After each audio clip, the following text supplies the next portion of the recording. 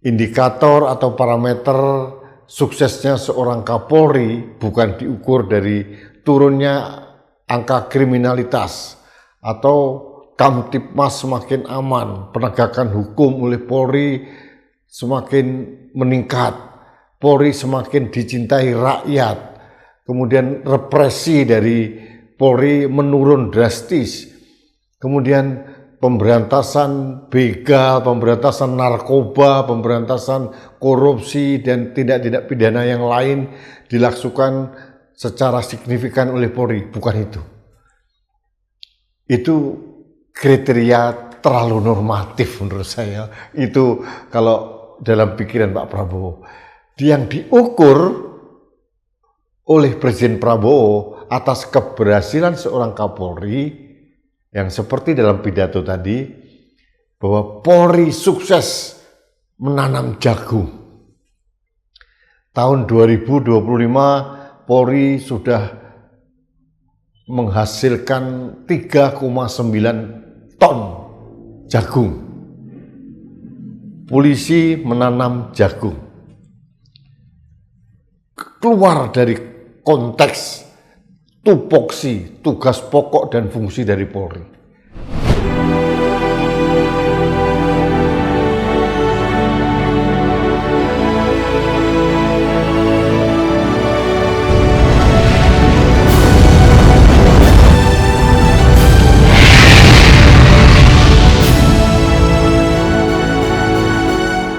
Halo sahabat Indonesia, kita bertemu kembali dalam Opini Rudi di Anak Bangsa TV.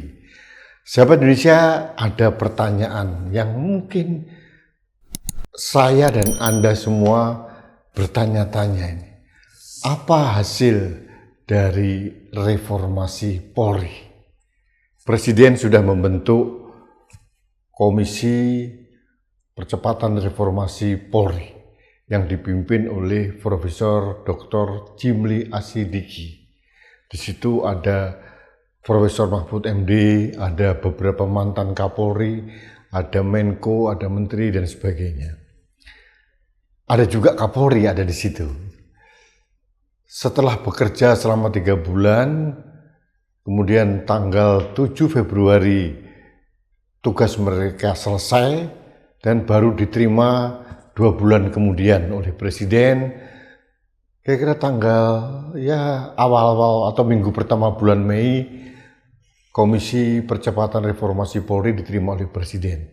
Hasilnya tidak ada yang mengejutkan, semuanya biasa dan mungkin kita layak untuk kecewa karena tidak ada hasil dari Komisi Percepatan Reformasi Polri yang progresif. Yang paling menonjol adalah rencana penguatan Kompolnas, Komisi Kepolisian Republik Indonesia, atau Kompolnas, Komisi Kepolisian Nasional. Tapi sebetulnya penguatan Kompolnas itu sudah didengung-dengungkan oleh berbagai pihak bertahun-tahun yang lalu, bahwa Kompolnas harus mempunyai kekuatan yang independen, lepas daripada institusi Polri, dan bukan sekedar juru bicara dari Mabes Polri. Dan ini sudah berulang kali beberapa tokoh menyuarakan hal ini.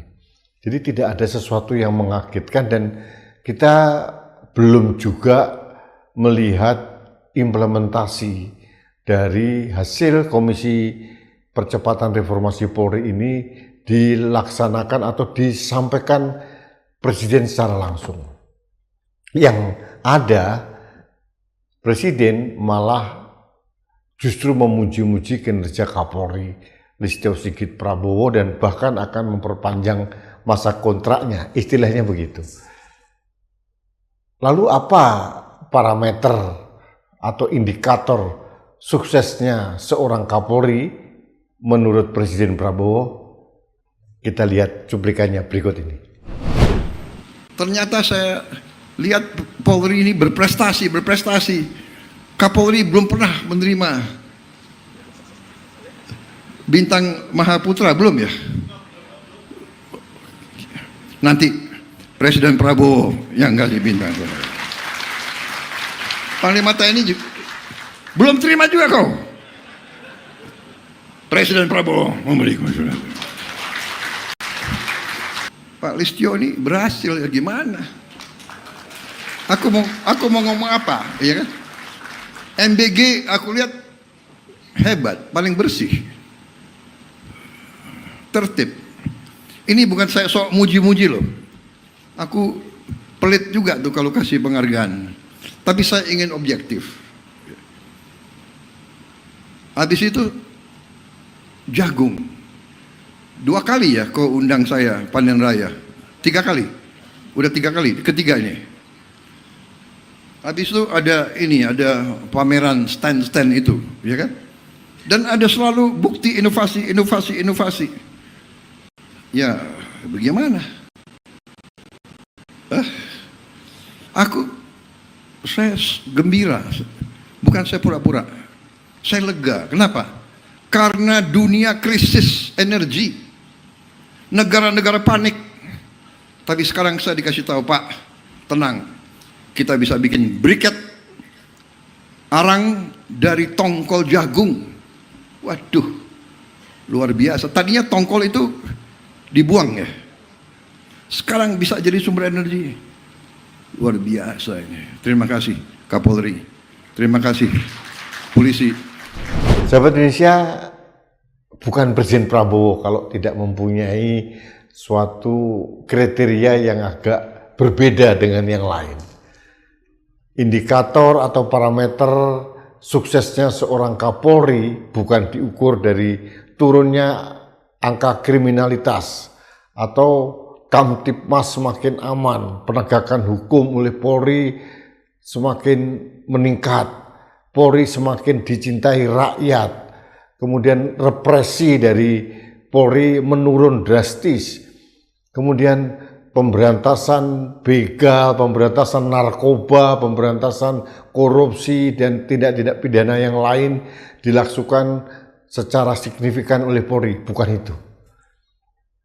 Itu kriteria terlalu normatif menurut saya. Itu kalau dalam pikiran Pak Prabowo.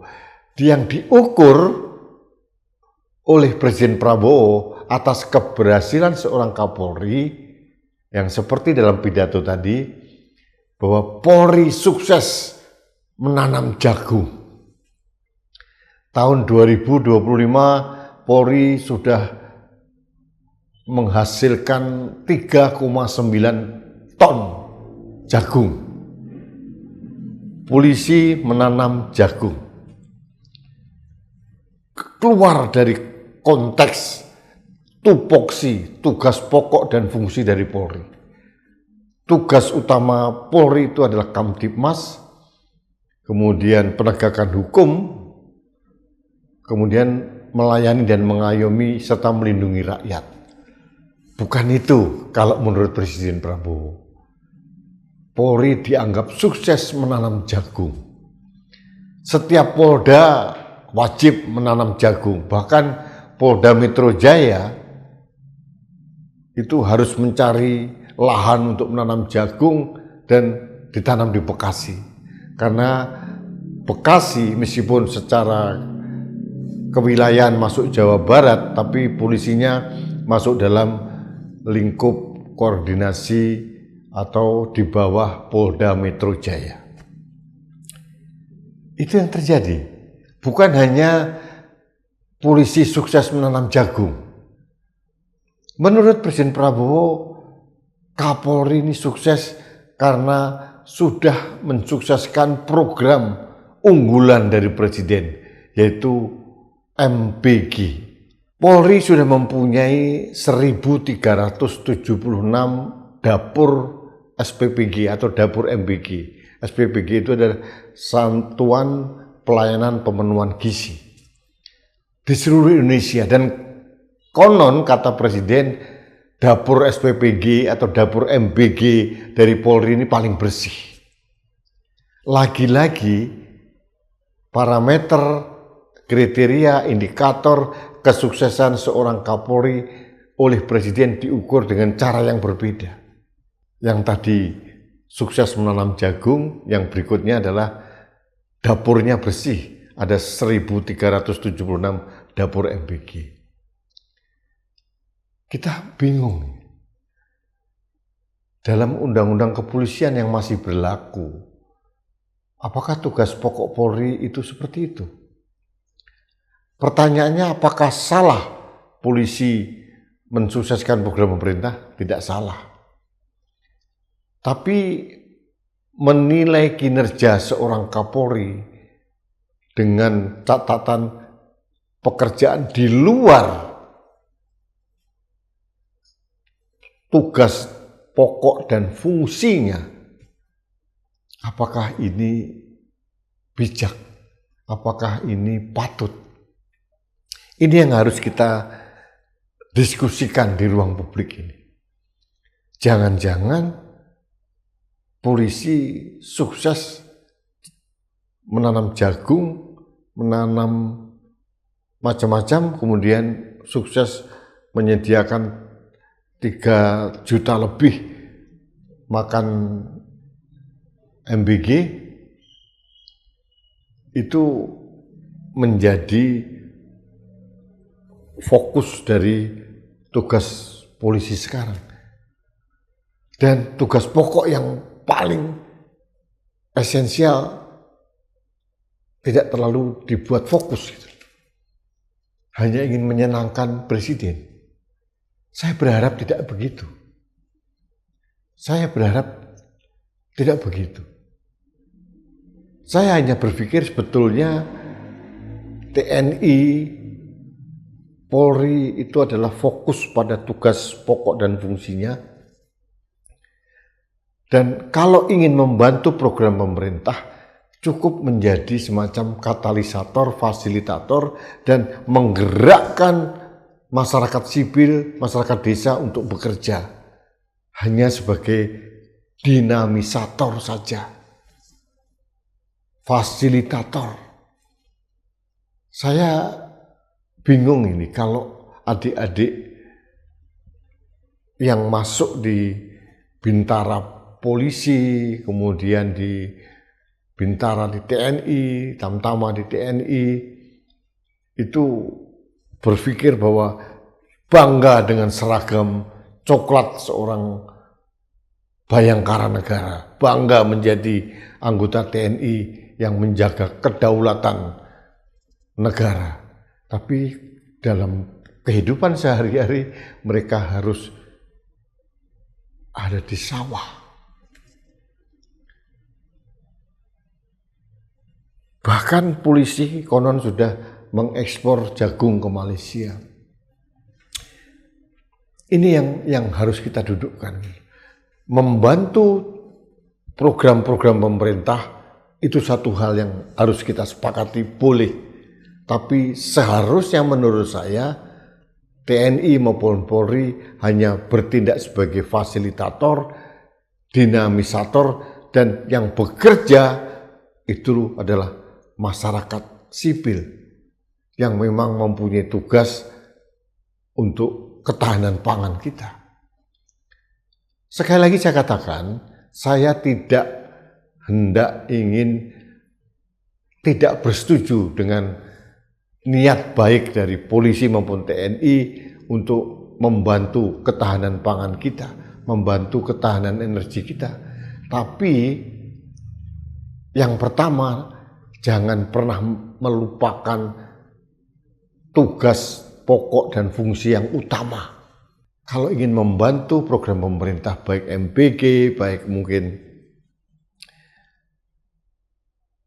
ketahanan pangan, cukup menjadi dinamisator, fasilitator, membantu masyarakat, menggerakkan masyarakat, supaya masyarakat berkembang, dan kemudian dibantu, diawasi, dilindungi masyarakat dalam melakukan ketahanan pangan. Dapur MBG juga dibantu, dikontrol, supaya tidak terjadi keracunan, mungkin dibantu penjagaan distribusinya. Itu jauh lebih baik daripada polisi terjun langsung menanam jagung, kemudian membuat dapur SPPG gitu. Mungkin yang mengerjakan ibu-ibu Bayangkara mungkin saja, tapi kita bisa lihat bahwa dapur SPPG itu bukan pekerjaan atau kegiatan yang gratisan. Kalau kita lihat dapur SPPG itu mempunyai potensi keuntungan yang luar biasa. Saya pernah mengatakan, kalau satu dapur itu mensuplai 3.000 MBG setiap hari, keuntungannya itu kotor 5.000 rupiah dikalikan 3.000, 15 juta rupiah per hari. Kalikan 25 hari, kalikan 12 bulan setahun. Lalu kalau kita lihat ada 1.376 dapur, berapa triliun keuntungan yang diperoleh Polri dari kegiatan pekerjaan yang bukan dari tupoksinya. TNI Polri tidak boleh berbisnis. Nah, ini yang harus kita kritisi. Saya mencegah agar persepsi masyarakat terhadap polisi maupun TNI tidak sumir gitu ya, dan kita mencegah supaya penilaian atau parameter, kriteria, indikator kesuksesan seorang Kapolri, Panglima TNI itu benar-benar diukur dari kinerja yang sesuai dengan tugas pokok dan fungsinya. Bukan di luar itu. Itu yang ingin saya sarankan pada kesempatan ini. Terima kasih sahabat Indonesia. Kita bertemu kembali dalam Opini Rudi selanjutnya. Sampai jumpa.